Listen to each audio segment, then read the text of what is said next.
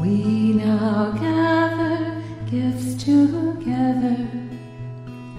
We now harvest what we've sown. Time for resting, time for thanksgiving. As we share, our gifts find a home. Praise and honor, my heart rejoices. Life's spirit flowing over me. The circle's endless, my joy is boundless, one with earth and sky and sea. Winter's coming, my thoughts they draw closer. Daylight's brief, the nights are long. A single candle will shine brightly as silent stillness awaits spring song. Praise and honor, my heart rejoices. Life's spirit flowing over me. The circle's endless, my joy is boundless, one with earth and sky and sea.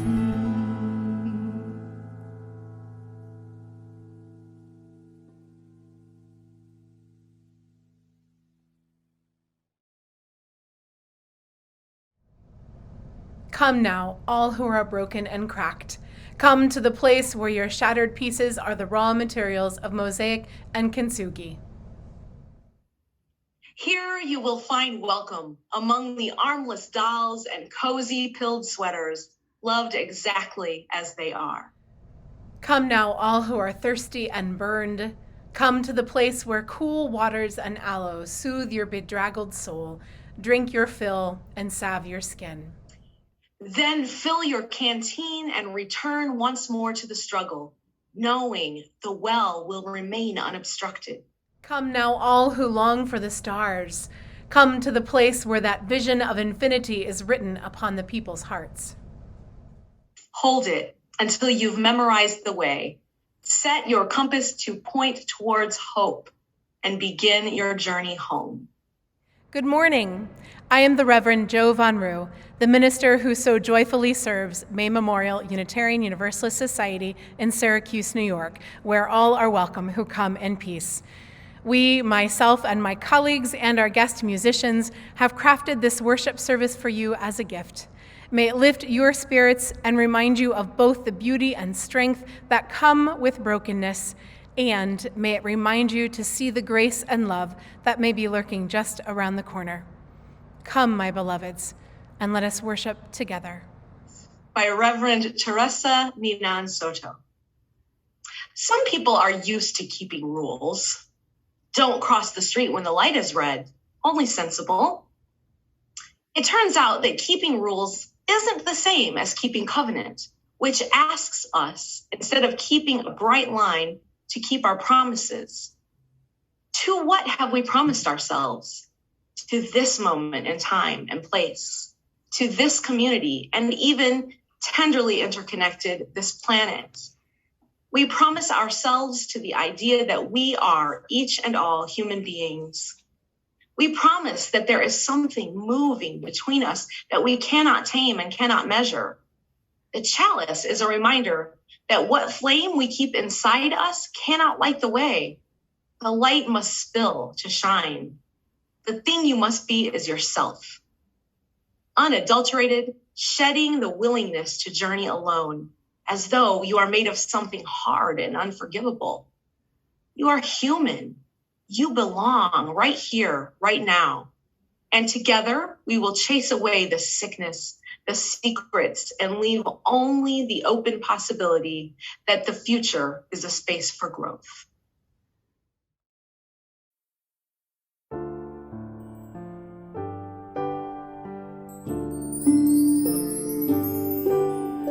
Oh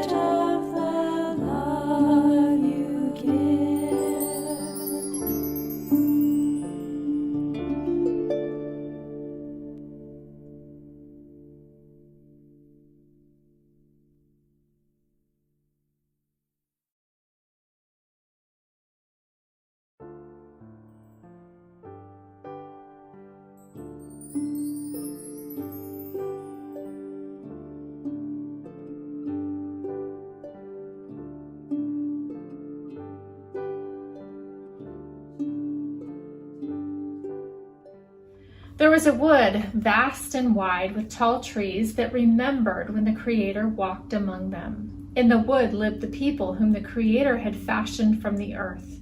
There were the two-leggeds and the four-leggeds. There were those that flew with wings and those that crawled with many legs. In the whole of the wood, all creation lived as the Creator intended. There was a small bird in the wood. She would dart among the trees, her feathers catching the light and sending it back again to amuse Grandfather Sun. Often when the dew hung on the tips of the spruce needles, she would brush them with her wings, sending them twirling and sparkling in the light. Turning low, she would fly beneath them, catching them on the tip of her beautiful beak. So great was her speed that the people named her She Who Flies Swiftly. When Grandmother Moon had gone to her rest and Grandfather Sun had begun his walk, She Who Flies Swiftly was not to be seen.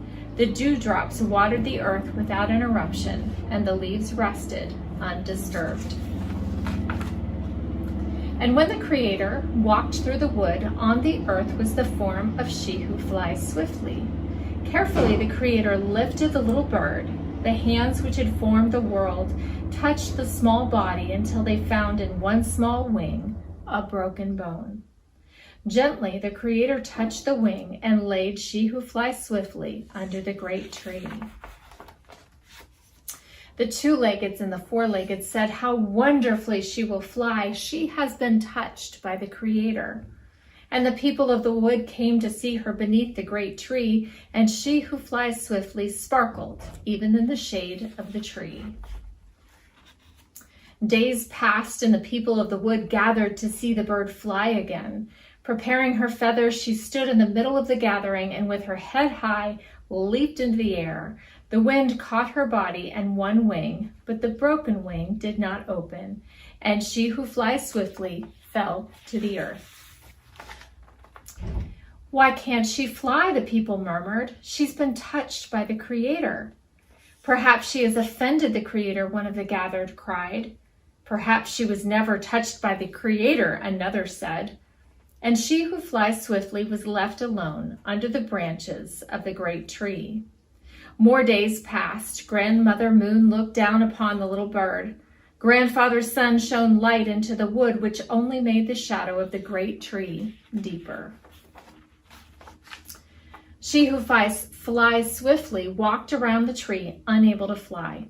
The people of the wood came to stare, and then they didn't come at all. She Who Flies Swiftly sank into herself. The dewdrops sparkled to get her attention, but she could only see the shadows. "Why couldn't the Creator fix me? Help me," she cried. There was no answer.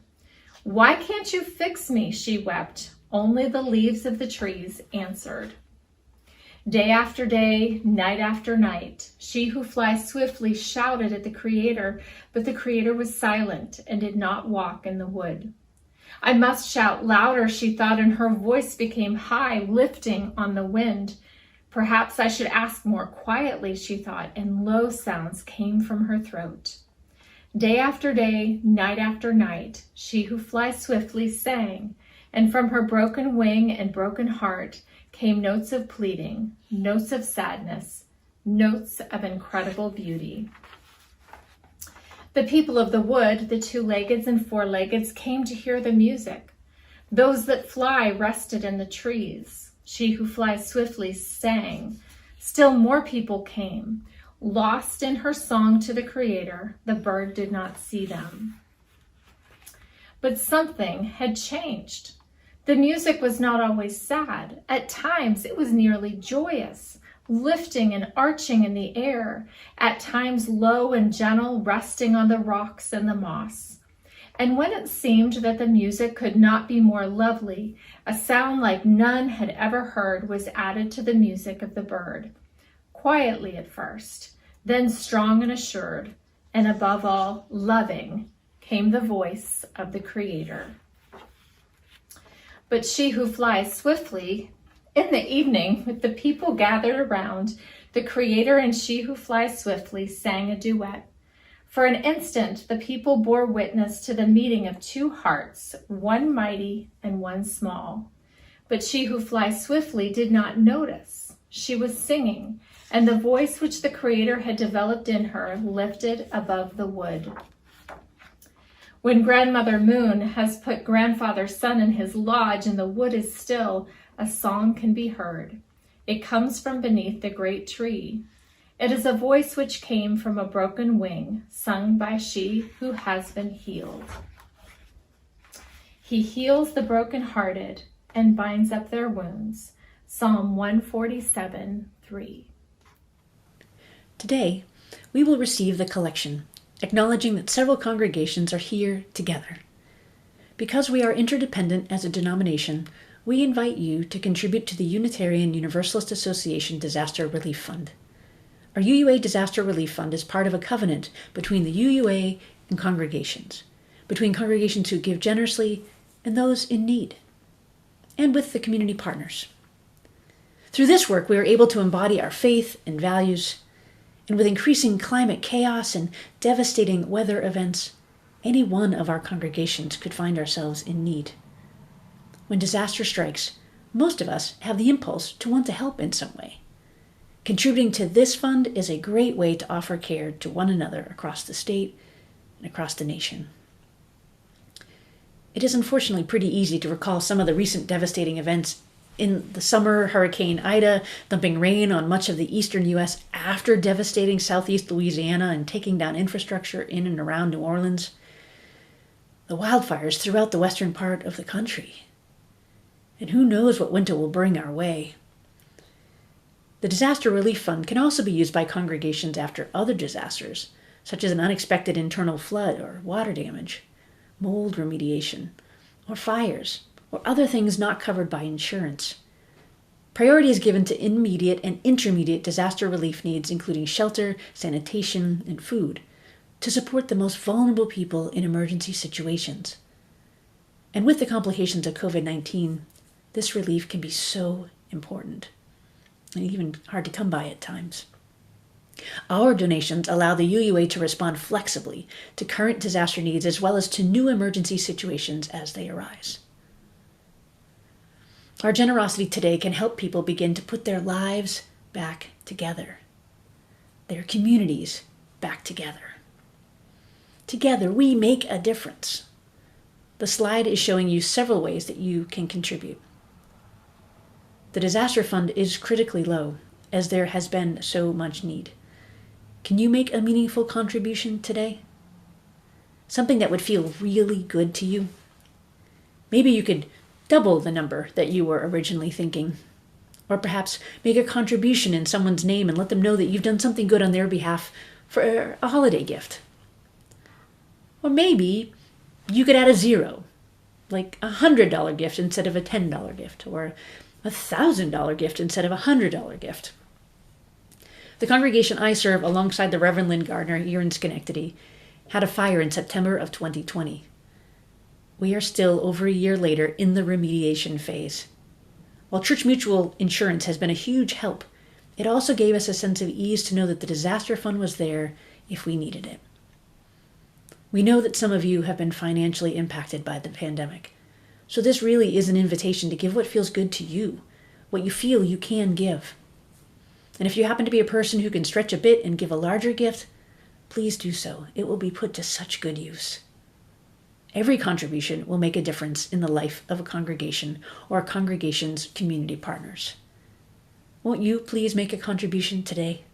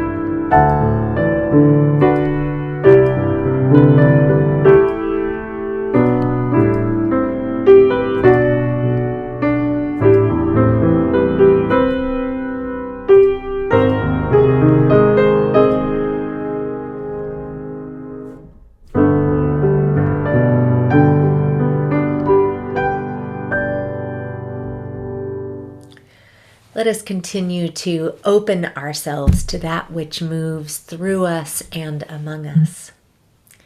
We've been connected through story and through shared generosity. And now, will you join me in a time of meditation, reflection, and prayer? Receiving the gift of a breath, we exhale to find ourselves together in this moment. Spirit of life and love, human kindness, holy mystery. Who among us does not need grace? Grace. Time for a do-over. Grace. Space for healing. We who often feel that we are not enough for all that the world asks of us need grace. We need kindness.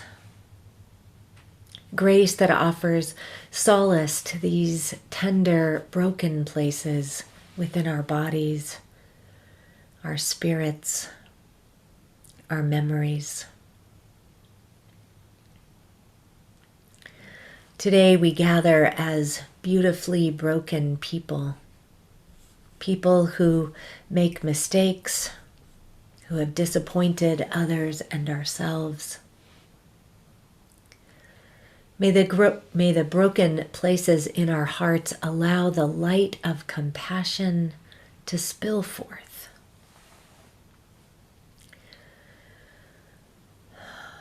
May we be generous in the servings of grace that we offer ourselves and especially one another in these hard times.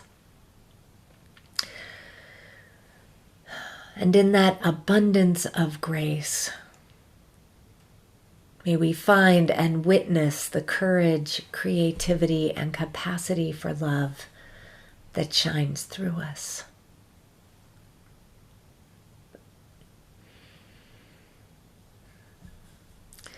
When we feel as though our wings or hearts are broken, may we have time to heal.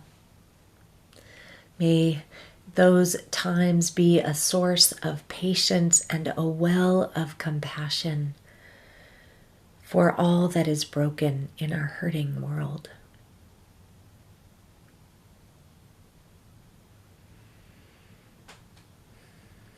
There is so very much that is broken, that is hurting.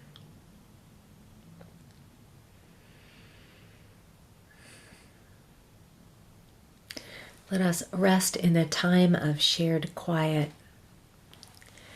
as our own prayers and meditations bubble up from our hearts.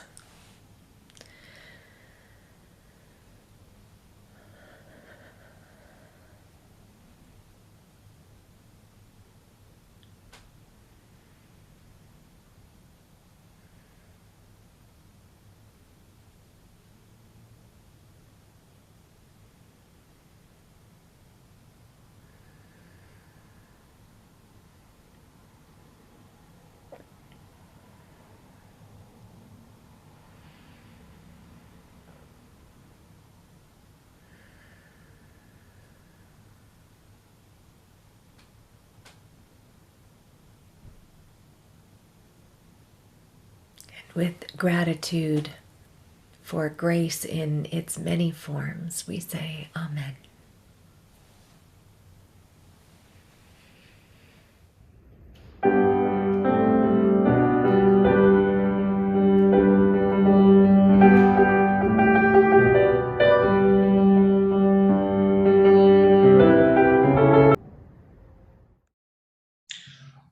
A water bearer in India had two large pots, each hung on the end of a pole which he carried across his neck. One of the pots had a crack in it. And while the other pot was perfect and always delivered a full portion of water at the end of the long walk from the stream to the master's house, the cracked pot arrived only half full. For a full 2 years, this went on daily, with the water bearer delivering only 1.5 pots of water to his master's house.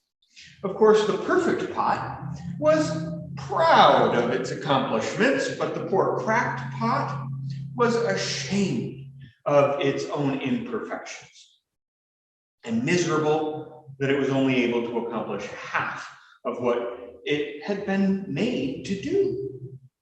After 2 years of what it perceived to be a bitter failure, it spoke to the water bearer one day by the stream. I am ashamed of myself, and I want to apologize to you. But why? Asked the water bearer. What are you ashamed of?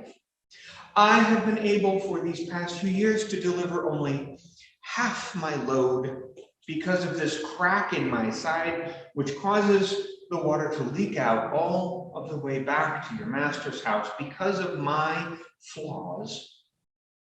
You have to do all of this work and you don't get the full value for your efforts, the pot said. The water bearer heard this and felt sorry for the old cracked pot, and in his compassion he said, as we return to the master's house, I want you to notice the beautiful flowers along the path. And indeed, as they went up the hill, the old cracked pot looked and took notice of the sun warming the beautiful wildflowers on the side of the path. And this cheered it some. But at the end of the trail, it still felt bad because it had leaked out half of its load. And so it again apologized to the bearer for its failure. The water bearer said to the pot, did you notice that there were flowers only on your side of the path, but not on the other pot's side? That is because I have always known about your flaw, and I took advantage of it. I planted flower seeds on your side of the path, and every day while we walked back from the stream, you've watered them. And for 2 years, I've been able to pick these beautiful flowers to decorate my master's table. Without you being just the way you are, he would not have this beauty to grace his house. Each of us has our own unique flaws. We are all cracked pots. Ralph Waldo Emerson has said there's a crack in everything God has made. all of existence is flawed, broken. For Christians, this manifests in what they call original sin. It's a tricky concept, even semantically, as there's a significant distinction between little s sins and capital S, original sin. Little s sins are about behavior, while capital S sin is about existence. It's about being broken, flawed, having a crack. But it is easy to mix these two ideas together and to somehow see our brokenness as our fault, as something to feel guilty for, but that is not a fair rendering of the Christian doctrine of original sin. Even if you are a Christian, believe in original sin, it's important to notice that it's not that we're bad, it's that we're broken. There's a crack in everything that God has made. I remember a children's story that had been a favorite of mine by Shel Silverstein called The Missing Piece. Now, I used this story once as the jumping off point for a major theology presentation when I was in seminary. The story tells of a Pac-Man-like circle with, a slice missing, like a piece of pie that's missing just one a pie, missing just the one piece. And the opening lines of this story read, "It was missing a piece, and it was not happy. So it set off in search of its missing piece." The story then tells about the adventures it has along the way in this search and the complications that it encounters when it finds what it thinks it's after. It's when it finally found its missing piece and the complications that came from it, and maybe it's not exactly the right piece, and the decision that it finally makes to just remain broken.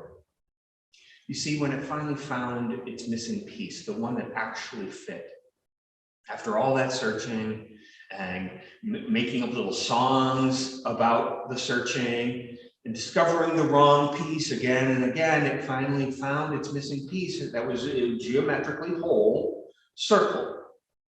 And thus, there was no opening through which it could sing. So it decided it was better to sing of the longing to be whole than it was to actually be whole. It decided to remain broken so that it could sing. Blackbirds singing in the dead of night, take these broken wings and learn to fly. All your life, you were only waiting for this moment to arrive.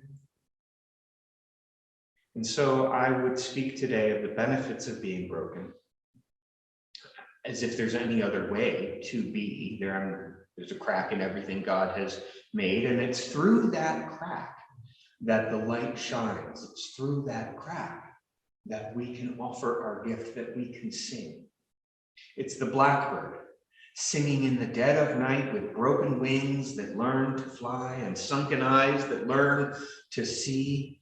It's the amazing grace of having been lost and found blind, but able to see into the light of the dark black night. That children's story that I offered, The Missing Piece, I used it to begin my theological presentation that day in seminary, but it was not a presentation on some general aspect of theology, such as human nature or faith and suffering. It was a presentation on my personal theological journey. I was missing a piece, and I was not happy. So I had set off in search of my missing piece into the light of the dark black night. And my experience was very much like the paradoxical lyrics there of Paul McCartney's poetry. To find the light within myself, I sat with that dark black night of my brokenness. Notice that McCartney has done something really interesting with his poetry here. So often we talk of the dark black night as something negative, something bad. But in the song, Paul McCartney says we fly into the light of the dark black night. There's this profound paradox that's happening in these words, just as there is a profound healing to be found there.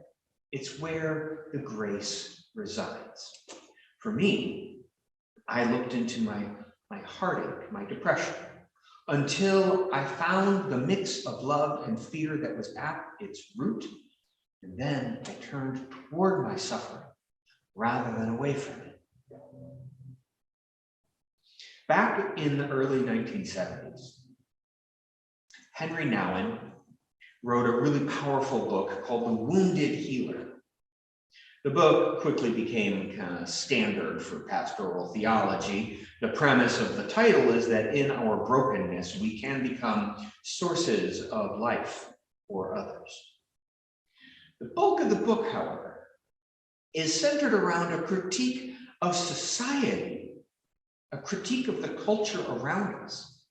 Henry Nouwen said that we live in a dislocated world, a fragmented society, a rootless generation, and that we are hopeless and lonely and isolated as people.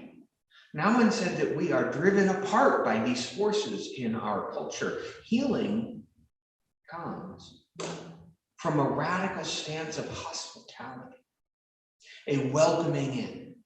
It's a standing forth, a presenting yourself with all that you are and inviting others in. Suffering is certainly solitary work. Each of us experiences suffering. There's a unifying community of sufferers, to be sure. We all suffer, and thus are kin in this. Yet each person's heartache and pain is unique to that person and is experienced inwardly. Howard Thurman, reflecting on this idea, has written, "Suffering tends to isolate the individual. It creates a wall. It makes his spirit miserable in the literal sense of the word.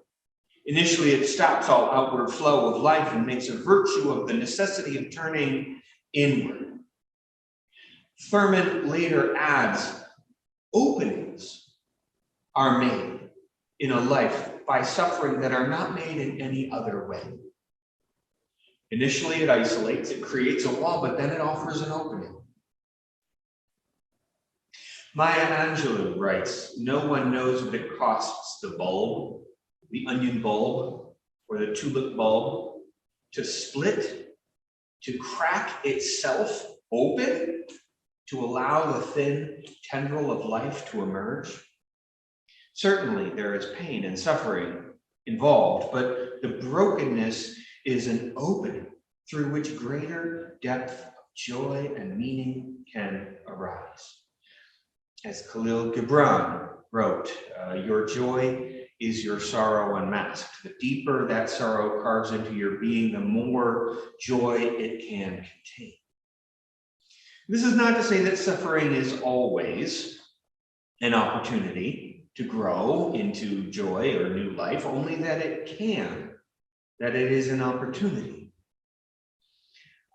I'm not preaching about the saving power of suffering, as if suffering is some great good for our spiritual growth. Indeed, I think our capacity for joy is a greater agent for spiritual growth than suffering ever has been. And besides, I'm speaking more of brokenness than I am of suffering. Our brokenness, my brokenness, is a source of power and beauty. It can be an opening for grace. It is a crack through which so much compassion and understanding can flow. It can cause me suffering, my brokenness, when I work to hide my flaws and to be ashamed of them, when I allow myself to be limited by my failures, or I could grow. Runner Marie Rilke has said the purpose of life is to be defeated by greater and greater things. At times I will playfully say that my hope is to eventually make new and more glorious mistakes rather than simply repeat the same old tired mistakes I'm used to. Life is full of opportunities to either be held back by that wall or to find the opening. Like the circle who was missing a piece. The end goal is not to reach perfection. It's to learn how best to make use of the brokenness. You are full of flaws and failings, sufferings and sorrows, yet you also have so much to offer. And your gifts are available, not just in spite of your brokenness, but oftentimes because of it. I had a professor when I was in undergraduate school studying theater, and this professor would talk not about acting or set design or directing even, but about life as an artist. He was a bit of an odd duck. He had this philosophy that if you knew who you are, if you know who you are as an artist, everything else will fall in place. You grow used to finding folks like this when you're in theater. But there was this one lesson in particular that I found then and still find now to be of great value. He was talking one day about the role of suffering in the life of the artist. He said, it's important to name and know your own pain that you've experienced. This way, for example, when you're getting into character as an actor, you can relate to your character's hurts and sufferings by saying, I know that fight. I've been through that fight, or something similar to it. This image of talking about our sufferings in life as fires that we've lived through, it stuck with me. And when I switched my major from theater to psychology, it still made a lot of sense. And then when I went through seminary in training to become a minister, this idea that we all have been through fires that have burned and informed us has taught me much about empathy and how to interact with other people. And it's an analogy that seems to fit better and better the more I think of it and live with it. It leads us toward compassion. The broken places in my life and in my heart can reveal grace and often wisdom through which there is understanding, and that compassion can flow. According to Henry Nouwen, we live in this dislocated and isolating world. Healing comes from this radical stance of hospitality, a welcoming in. It's a holding forth with all that you are and inviting others in. It's not about fixing another person's brokenness. Rather, it's about welcoming another person, flaws and all, to be present with you. There's a poem from May Sarton that illustrates this so well that I'll offer here as I wind my way toward the end. She advises us to move among the tender with an open hand. She says this: true gardeners cannot bear a glove between the sure touch and the tender root. Must let their hands grow knotted as they move with a rough sensitivity about under the earth between the rock and the shoot, never to bruise or wound the hidden fruit.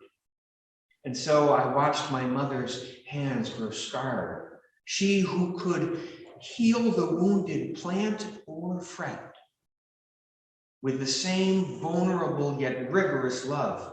I minded once to see her beauty gnarled, but now her truth is given me to live. As I learn for myself, it must be hard to move among the tender with an open hand and to stay sensitive up to the end. Pay with some toughness for a gentle world. Henry Nouwen contends that even in our brokenness, we can become a source of healing for others. Howard Thurman witnesses that openings are found through our brokenness that are not found in any other way. And if we can learn to move among the thorns without a glove, May Sarton observes, we can stay sensitive to another person's brokenness. There's a crack in everything God has made. We are all cracked pots. Do not despair for that within you which feels lost or sunken or broken, or feels like a weight holding you back. Maybe the other side of the coin of your great gift to offer the world. You can still learn to fly, though you have wings that are broken. Blackbirds singing in the dead of night. Take these sunken eyes and learn to see amazing grace. You were only waiting for this moment to be free. Blackbird fly, blackbird fly into the light of the dark black night.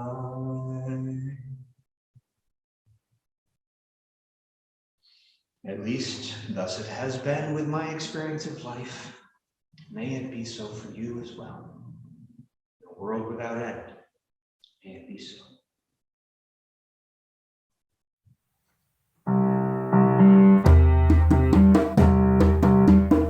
We are growing, heaven knows where we are growing, but we know within, and we will get there.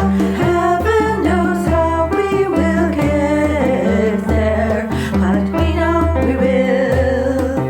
It will be hard, we know, and the road will be muddy and rough, but we'll get there. Heaven knows how we will get there, but we know we will. Oh yeah, yeah. Oh yeah, yeah. Oh yeah, yeah. Oh yeah, yeah. We are growing. Heaven knows where we are growing, but we know within, and we will get there. Heaven knows how we will get there, but we know we will. Oh yeah, yeah, yeah. Oh yeah, yeah. Oh yeah, yeah. Oh yeah, yeah. Oh yeah, yeah. Oh yeah, yeah, yeah, yeah. Oh yeah, yeah, yeah, yeah. Oh yeah, yeah, yeah, yeah. Oh yeah, yeah, yeah, yeah. Oh yeah, yeah, yeah, yeah. Yeah, yeah, yeah, yeah. Oh yeah, yeah, yeah, yeah.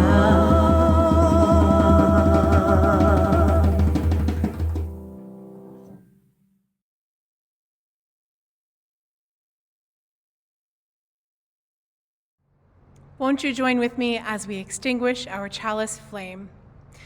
We extinguish this flame, but not the light of truth, the warmth of community, or the fire of commitment.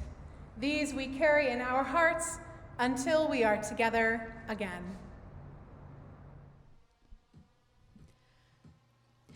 Hope comes from the place where the hurt comes. I said, hope comes from the place where the hurt comes. I said, hope comes from the place where the hurt comes. I said, hope comes from the place where the hurt comes. I said, hope comes from the place where the hurt comes. I said, hope comes from the place where the hurt comes. I said, hope comes from the place where the hurt comes. I said, hope comes from the place where the hurt comes. The part of you that is not alright, yeah, is also the part that loves the light. And the part of you that is suffering is the part that calls in change. And you don't have to feel ashamed. There is nothing to forgive. The part of you that is crying out is the part that wants to live. Yeah, hope comes from the place where the hurt comes. I said, hope comes from the place where the hurt comes. I said, hope comes from the place where the hurt comes. I said, hope comes from the place where the hurt comes. When your world is burning down, well, getting hot is a sane reaction, but one in need of action, because your spirit needs protection. So gather up your sinew and gather up your faction. Hope is not a feeling, hope is an action. I said, hope comes from the place where the hurt comes. I said, hope comes from the place where the hurt comes. I said, hope comes. We are not all right. I said, hope comes. We are not all right.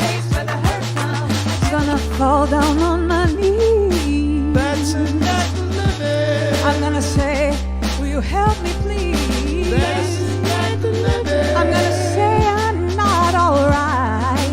That's not living. I'm just trying to make it through